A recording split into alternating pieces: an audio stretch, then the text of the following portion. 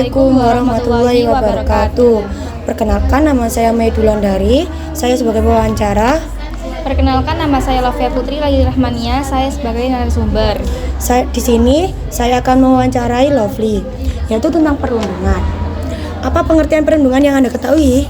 Perundungan menurut saya adalah sikap agresif yang dilakukan seseorang atau sekelompok untuk menyakiti atau melukai seseorang. Ada beberapa jenis peran dalam peristiwa perundungan, terangkan satu persatu. Menurut saya ada 3. Yang pertama yaitu pelaku. Pelaku adalah seseorang yang melakukan tindakan perundungan. Yang kedua, korban. Korban adalah seseorang yang menjadi sasaran untuk melakukan perundungan. Dan yang ketiga adalah saksi.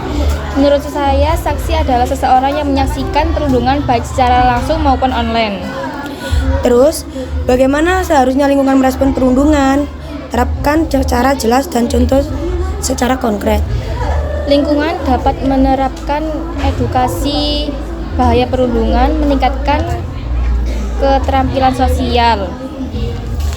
Jika kamu berposisi sebagai korban, bagaimana langkah-langkah yang akan dilakukan agar perundungan itu berhenti? Saya akan mencari bantuan dan segera melapor kepada pihak yang berwajib. Jika kamu mengalami perundungan yang mengarah pada pelecehan seksual, bagaimana caramu mengatasi hal tersebut? Saya akan berani speak up dan segera cerita kepada teman terdekat. Bagaimana jika perundungan itu berpotensi mencelakai fisik dan mengancam jiwa? Sebagai korban, apa yang dilakukan? Jika saya merasa terganggu, saya akan segera pergi ke psikolog untuk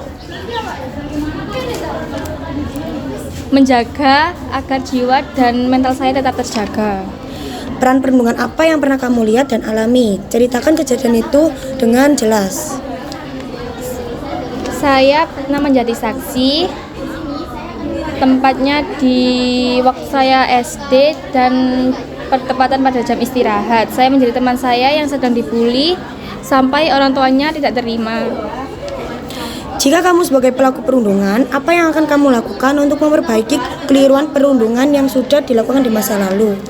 Saya akan minta maaf dan berjanji tidak akan mengulanginya lagi. Jika Anda sebagai korban, bagaimana cara mengatasi efek buruk perundungan pada diri Anda agar kesehatan fisik dan jiwa terjaga?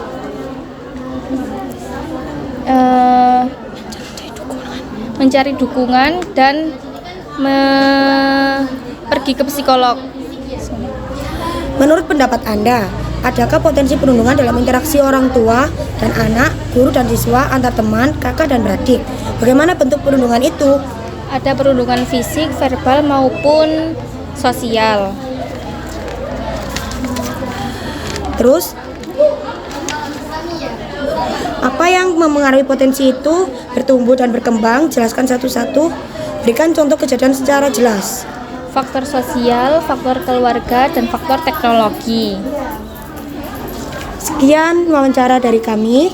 Kami mengucapkan wassalamualaikum warahmatullahi wabarakatuh.